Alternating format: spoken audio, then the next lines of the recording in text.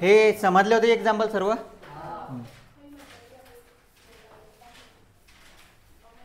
Practice set 2.4 टाका. बघा हे जे आहे ना हे पूर्ण कव्हर करून देतो मी तुम्हाला प्रॅक्टिस सेटमध्ये. पहिला क्वेश्चन मल्टिप्लाय 2.4 इझी आहे. ज्यांना मल्टिप्लिकेशन समजलं असेल मागचं त्यांना इझी होऊन जाईल. बघा फर्स्ट क्वेश्चन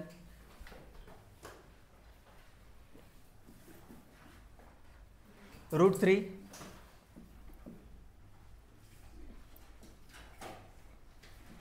इंटू √7 मायनस √3 असं असलं तर काय कराल मला सांगा तुम्ही. जर असं असलं तर काय करसाल तुम्ही? कसा करसाल गुणाकार? इकडे इकडं याला असं असल्यावर कसं मग गुणाकार कसा तुम्ही सांगा? अरे याला ह्या म्हटलं मी हे 2ला x न गुणायचं 2ला y न गुणायचं.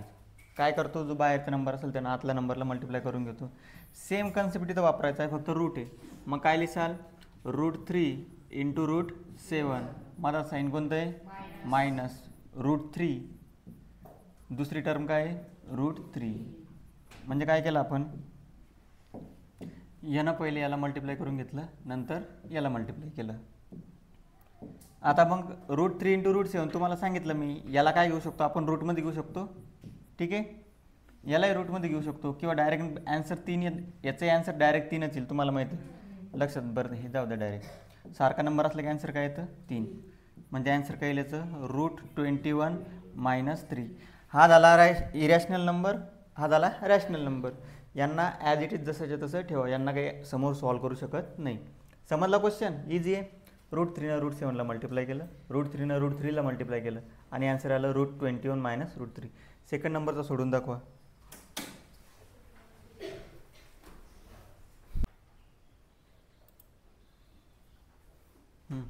बघा नेक्स्ट क्वेश्चन √5 मायनस √7 त्याला मल्टिप्लाय करायचं आपल्याला √2 न.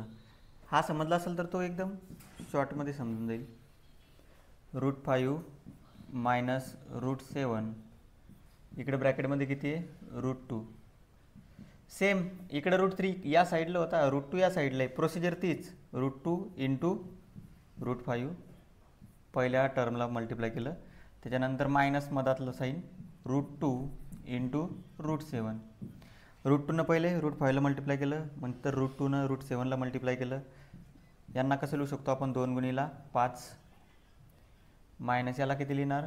2 गुणिला 7. 5 गुणिला 2 किती? 10 आणि हे ठीक आहे. घ्या लिहून.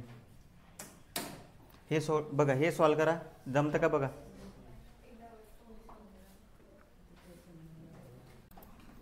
हां बघा 3 नंबरचा क्वेश्चन.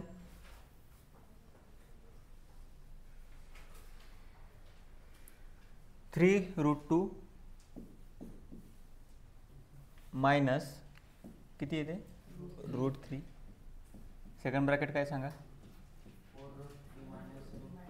मायनस √2. ठीक आहे. अवघड नाही क्वेश्चन. जसं आपण मल्टिप्लिकेशन केलं कसं करतो आपण? सिम्पल बघून घ्या एकदा. x + y x - y असं असल्यावर काय करणार आपण? पहिले x न मल्टिप्लाय करून घेणार. कशानं? x न. x इंटू x काय होत असतं? x².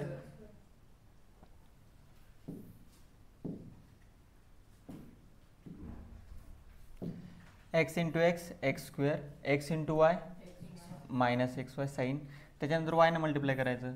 y इंटू x xyच होईल आणि y into y minus y² sign. आता हे साईन ॲज इट इज जसं साईन आलं तसं यूज करणार आपण. कन्सेप्ट समजून घ्या फक्त काय चालू आहे. ठीक आहे. आता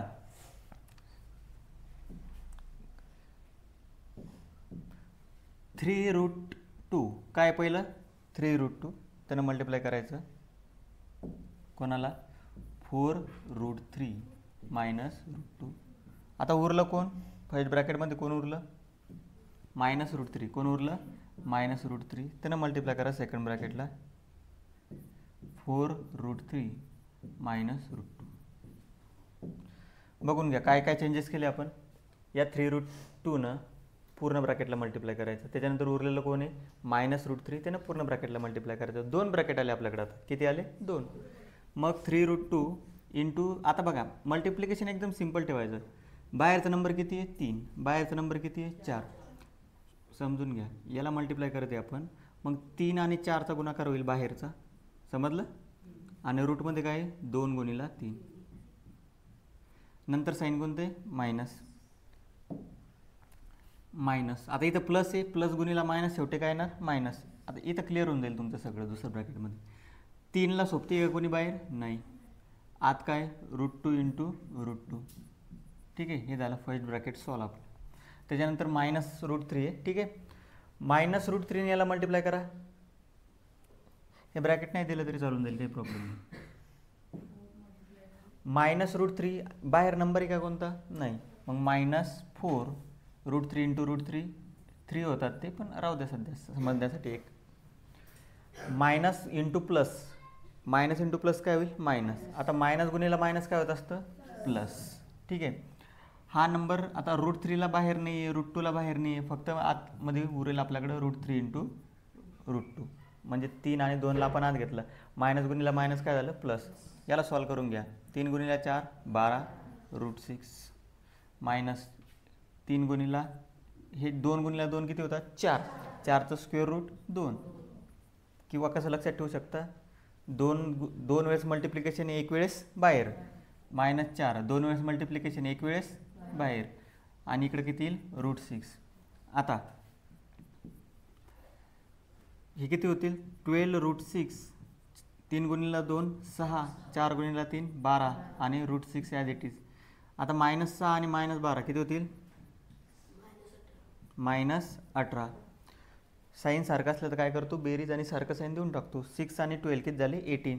12 इथं किती आहे 12. इथं किती आहे 1. किती असतो इथं 1. ॲडिशन शिकलो ना आपण. हे शिकलो का सिम्प्लिफाय. 5 आणि 8 काय केलं होतं 13. काय केलं होतं 13.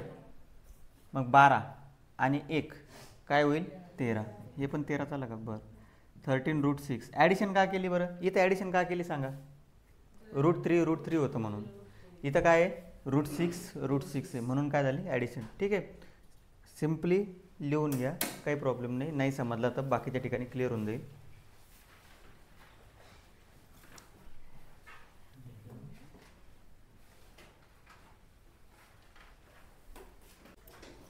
ठीक आहे. समजला क्वेश्चन. हा समजला असेल तर बाकीचं रॅशनलाइज द डिनॉमिनेटर आरामशीर समजून जाईल तुम्हाला. बघा आता रॅशनलाइज म्हणजे काय करतो रे आपण रूटमधला नंबर काढून टाकतो सरळ सरळ. बरोबर आहे ना. 1/√7 प्लस √2. हे रॅशनलाइज माहिती आहे तुम्हाला. काय केलं होतं इथं रॅशनलाइज द डिनॉमिनेटर रूटमधल्या नंबरनं मल्टिप्लाय केलं होतं. ठीक आहे. आता इथं सेम क्वेश्चनने फक्त प्लस आलं त्याच्यामध्ये किंवा मायनस येईल. 2 टर्म किती आल्या 2. प्रत्येक ह्याच्यात किती टर्म आहे 2. ठीक आहे. मग by rationalising denominator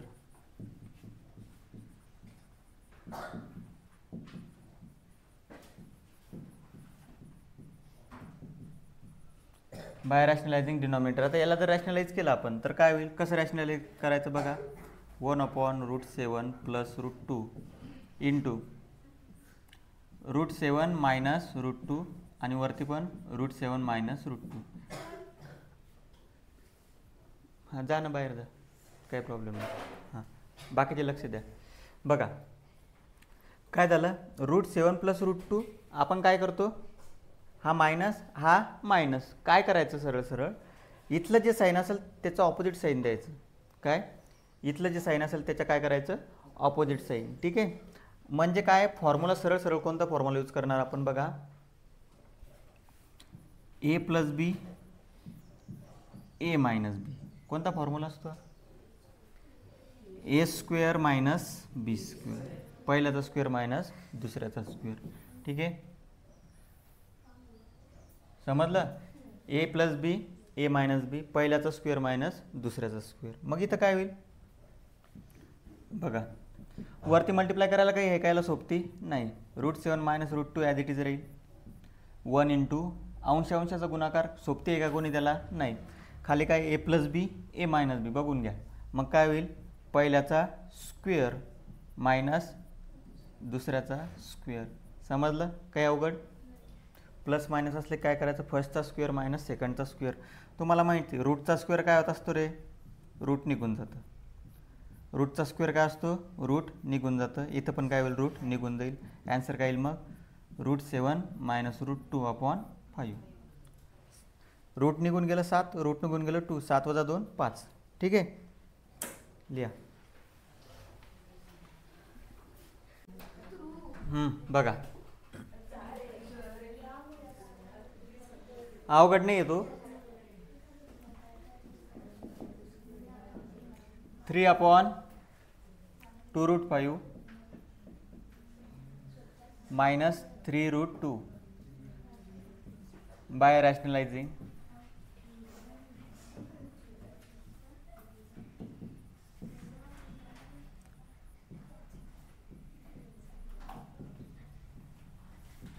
rationalizing denominator. काय होईल? उलटं साईन घ्यावं लागेल. आता मायनस इतर काय घ्यावं लागेल? Plus into 2√5 plus 3√2 अपॉनमध्ये 2√5 plus 3√2. काय करायचं? जे साईन असेल त्याच्या ऑपोजिट साईन घ्यायचं. वरती आता मागच्या वेळेस नंबर नव्हता, आता नंबर आहे मल्टिप्लाय करायला. खाली काय होईल? ए प्लस बी ए मायनस बी म्हणजे पहिल्याचा स्क्वेअर मायनस दुसऱ्याचा स्क्वेअर. बघा मॅथमध्ये स्टेप बाय स्टेप एकदम पद्धतशीर गेलं तर क्वेश्चन इझी वाटतो आणि सोडवायलाही मजा येते. 3 × 2 एक एक स्टेप घ्या, काही प्रॉब्लेम नाही. 3 न मल्टिप्लाय करा प्लस 3 न दुसऱ्या ब्रॅकेटला मल्टिप्लाय करा. आत्ता सोडवले ना आपण हे वरचे क्वेश्चन. हे काय सेम. 3 इंटू बाहेरचा नंबर किती आहे? 3. रूटमध्ये मल्टिप्लाय करायला सोबती का कोणी? नाही. खाली काय होईल? 2चा स्क्वेअर. बघा 2चा स्क्वेअर किती? 4 आणि रूट निघून जाईल. मधात साईन आहे मायनस. 3चा स्क्वेअर किती? 9 आणि √2चा रूट निघून जाईल. ठीक आहे, म्हणजे फायनल आन्सर काय येईल? 3 × 2 = 6 6√2 प्लस 3 × 3 √2 आहे का रे दोन्ही? नाही ना, √2√5 येणार आहे. सांगितलंच नाही कोणा.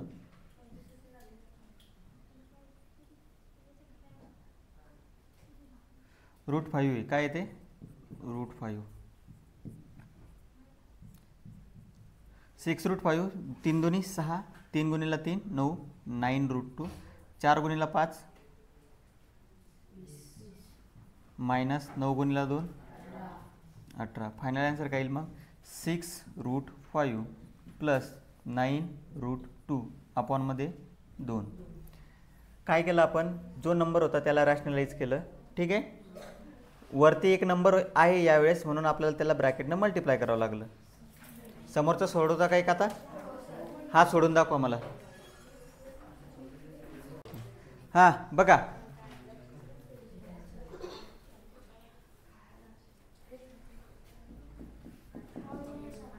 लक्ष द्या सर्वांनी समोर. 4 7 - 4√3. ठीक आहे, by rationalising plus by rationalising denominator. By rationalising denominator काय होईल बघा? 4/7 प्लस 4√3 इंटू याचे ऑपोजिट साईन काय येतील? 7 - 4√3 आणि 7 - 4√3.